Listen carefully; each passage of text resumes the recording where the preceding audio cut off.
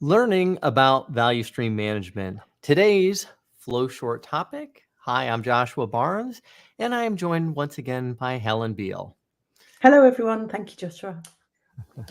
So the topic today, which is like a lot of the reasons why we're doing this particular series of flow shorts, is this is based off of one of the articles, one of the blog posts that are part of the learning about value stream management that the Value Stream Management Consortium actually provides. So I think this is a great topic and very timely with, in general, the awareness of value stream management, especially for digital products and services trending. Where and how do you learn about value stream management? So Helen will expand on this a bit, but there's a number of things that the consortium is providing. One of them is an introduction to value stream management course on demand. It's 90 minutes. It's completely free. I'll post a link to it in the chat in just a moment. But in addition to that, and I want to say it's maybe 10 to 12-ish hours long, is a Value Stream Management foundational course. Again, on demand. And by becoming a member of the Value Stream Management Consortium, you get this course for free. In addition to the blog entries and the articles and a whole lot of discussion that goes on in Slack, lots and lots of opportunities for learning about VSM. So Helen, how about you tell us a little bit about how these courses were identified, how they came into action?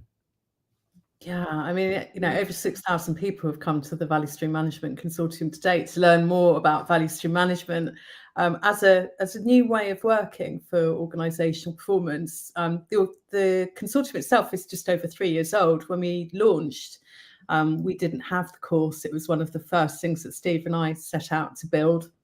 We actually built it as a 16-hour course for trainers, so you can get it live instruction through partners, through our partner PeopleCert. But Steve and I did record a self-paced version exclusively for Value Stream Management Consortium members, which is, you say, is about 10 or 12 hours when you do it yourself. There's sort of exercises and additional reading and quizzes and things that you can do that change the length of it.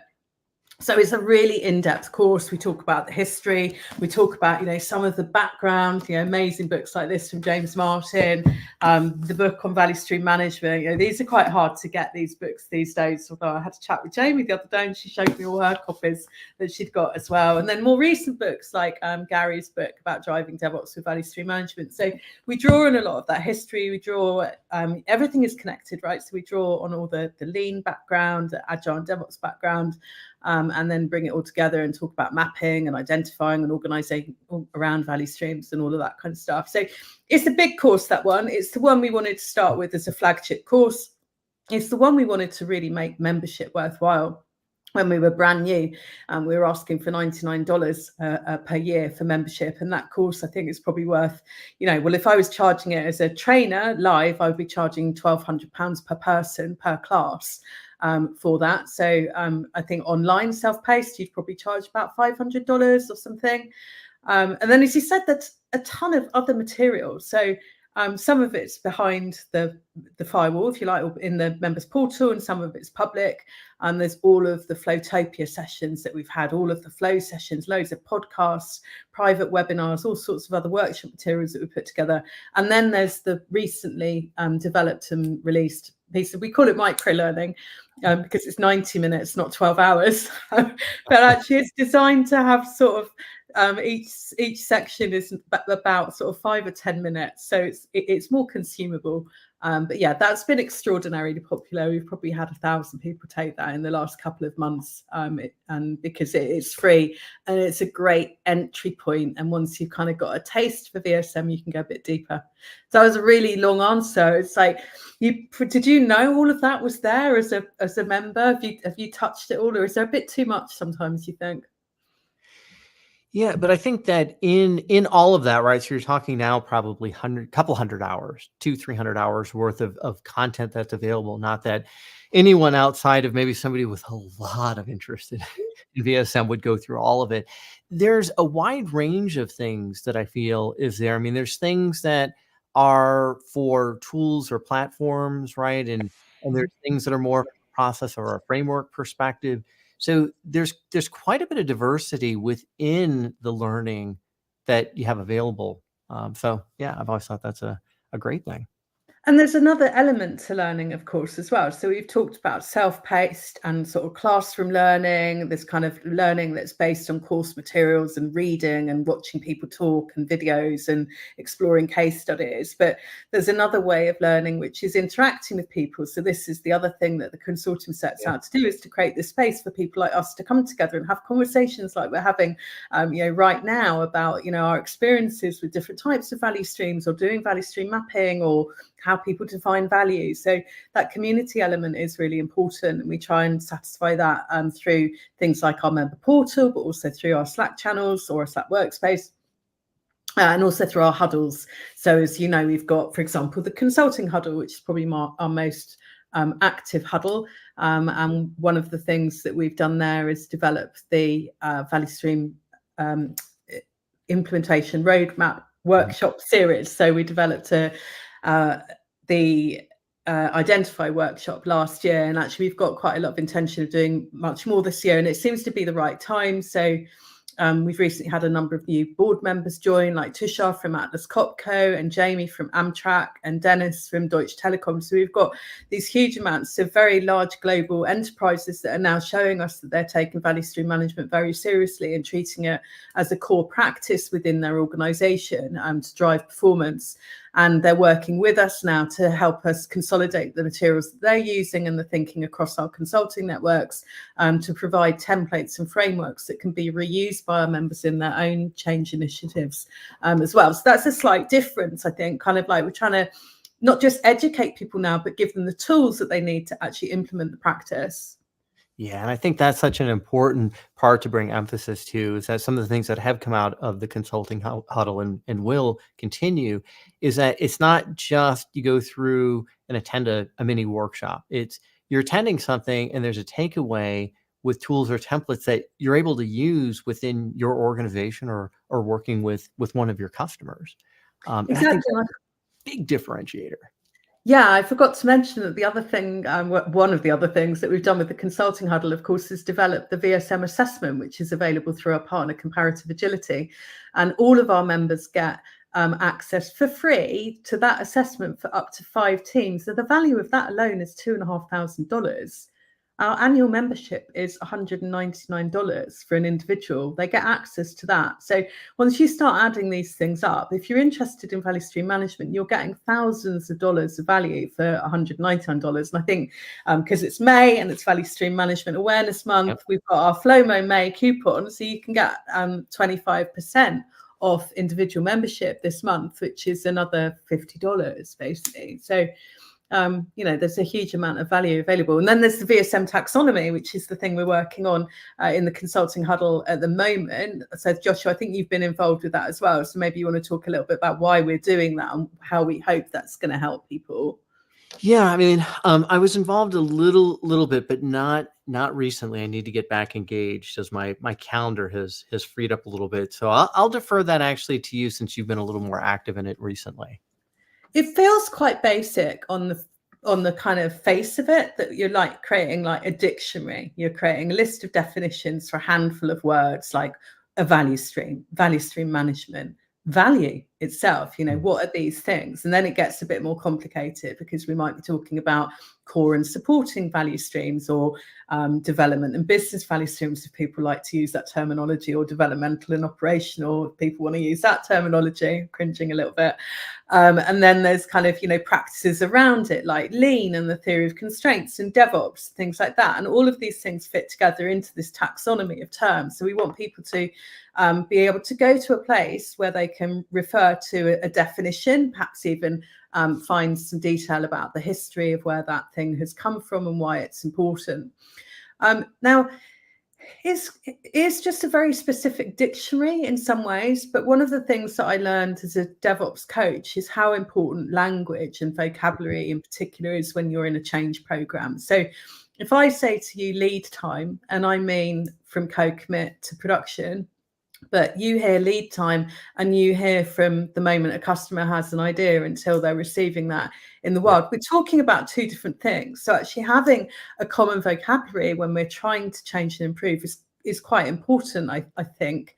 Do you have that feeling as well? Yeah, absolutely. And whether it's something in the DevOps space, it's something more just in a framework space or process space. And when we're looking at things that now are not so focused on just maybe one area of the flow of value delivery, we're looking at things that are the end-to-end flow. There's a lot of differences in what terms mean to people and when they hear something and what they think. So I think this is really important. The other thing is also just since there isn't standardization in a lot of this, when you're looking at things from a framework perspective, terms in one framework don't always mean the same thing in another. So that adds just another level of confusion or misinterpretation. So I think Yeah. having this is a very important thing. You've got like value streams, but you've got value chains, and you've got value stream networks, and even value. I mean, value. The underpinning word for all of this is one of the most complicated, and the value, I think, is unique to almost every organization. It's like it seems like such an obvious term, but when you try and pin it down and say, what does value mean to you? It turns out some people will kind of think that it's revenue or profit, it's organizational performance. But when we try and pin it down further, really, it's about customer experience. And there's so many different dimensions to that are good and bad. And ultimately, it's about what people were willing to pay for things, right? So how much they like them. Yeah. And we do have a question. Hi, Aldo. Glad to see you on the stream today. And Helen can answer this from a much more broader perspective, but I'll say that the majority of things that either I work on or try and get involved in are more from a technology context. It is more about digital products, software development, as well as other areas in an organization versus where value stream management is really originated from, which is in the physical product development world, manufacturing. That's something I've had a little experience with, but not a lot. And so things I seek out from a learning perspective in the VSMC or I contribute to, for me, are more on the digital side. Yeah, so I'll have a go at that one as well. So my background is DevOps, and as part of that, from the software engineering industry, I'm a believer that we live in a digitally disrupted society, that if you want to survive in what I term the digital age, or lots of people term the digital age or a digital economy, is you need to be more than digital savvy. You need to be strategically digital, which means that organizations around the world for many years have been describing themselves as software or technology organizations. Alaska Air talks about themselves as a technology company with wings, Domino's Pizza. I can give you hundreds of examples. So people have understood that technology isn't just an enabler, it's a strategic differentiator. So that two things, my background in that world and the belief of the world, where the world is today, are part of what's driving the VSMC's focus on digital value streams. We did debate this extensively, us as founders, about whether to focus on digital or whether to look much broader, because we're still a very small and young organization relatively. We didn't want to try and be all things to all people from when we started out. So we did naturally focus in on that digital world. We also, whilst we recognize that the roots of what we're talking about in value stream management are in manufacturing, and that a great deal has been learned from manufacturing, we believe that the reason we're seeing so much activity around value stream management today is to do with that digital world. So the reason I got into it from the DevOps space is that I realized that some of the issues I was having with the invisible value stream in the digital world, because it's all software, so it's very hard to see, and it's very hard to kind of improve. And the practice of value stream mapping is very hard to revisit because it's so physical, as in like you've got people visually collaborating, whether it's in a virtual environment or a classroom or a physical space. It is a very active exercise. So it was very difficult for people to go back and review how their value stream is doing. Now, for me, this really changed because we built DevOps tool chains. And what DevOps tool chains do is they effectively virtualize the digital value stream, which means that we can inspect and adapt them continuously real time, which is a very different place that we've ever been in value stream management before. And this is where Forrester and the other analysts were coming from that kind of created this renaissance. So all of that to say in a very long way that the Value Stream Management Consortium is a bit more digital value stream focused for those reasons. However, we absolutely recognise that the community that we work with involves a lot of manufacturing people. In fact, I just talked about Tushar from Atlas Copco and Jamie from Amtrak that are both very much involved with the development of physical and manufacturing physical products, whether they be compressors or whether they be railroads. So there is so much crossover, but the digital aspects is still so important. One of the things I'm really enjoying actually is learning more about digital pipelines that aren't necessarily my traditional DevOps tool chain. So they're not necessarily about taking code, building custom code from, design, build, test, deploy, but actually following a digital value stream through sales and marketing, through the procurement supply chain, but still getting that digital visibility that I've been used to from working in the DevOps world. Yeah, there's a lot of us. It's complicated. It's nice getting the different lenses. It is. And so one of the things Helen and I were chatting about before the stream started was just how from maybe a framework or a process perspective, that value stream management really should be the framework. I mean, that is not something that is a piece of the production of value that ultimately is consumable. It's that end-to-end perspective. So maybe there'll be some additional learning that we'll see in the near future.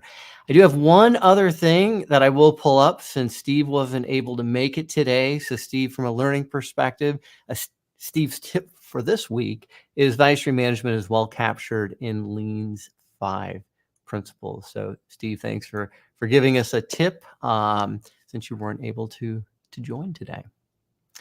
So just a bit of a recap, right? So the consortium's got lots of opportunities for learning. We've got the micro learning course, 90 minutes. We've got the 10 to 12 hour full foundational course, the blog entries, all the things that the members have access to when you get into the Slack channel. Oh, and Flowtopia. I don't think we've mentioned Flowtopia. That was a question I saw in Slack this morning. This year it'll be a virtual one, but what a wonderful conference and a great learning opportunity, right? All about value stream management. So do you want to maybe mention something on that before we wrap up today? Yeah, so actually, if you head over to our LinkedIn group about value stream management, you'll see a couple of posts in there from Heidi, who spoke at the Agile conference last week, and Dennis, who spoke at another, hers was in Maine, and Dennis spoke at one in Greece recently as well. And they were both asking the audience about awareness around value stream management. And it was a little bit low. And one of the things that Dennis asked is what people wanted more in terms of materials. And a lot of people said they wanted more case stories. And this is what we've really got in Flowtopia, particularly Flowtopia last year from 2023. We had Dennis actually speaking about Deutsche Telekom, and we had Susan over from Telstra from Sydney, and we had Dean from Unum in Ireland. We had basically a bunch of enterprise speakers talking about real world applications or implementations of VSM in their organizations. And that's really what we're building on in 2024 is that real world, not theory, actual practice. This is what people are learning and doing and finding out today. Oh, and I see Patrice just posted a link to it. Thanks, Patrice. And before this flow short becomes a flow long, the time just passes so quickly on these. Any thoughts you have? We did put a banner up. If you've got something from a learning you're looking for, some sort of a learning objective, post a comment on that. So that's just another data point to take a look at what additional content can be put out. And if you're watching this on replay, I'll ask you to do the same, and we will see you on the next flow short. Thanks, everyone, and thanks, Helen. Thanks, Joshua.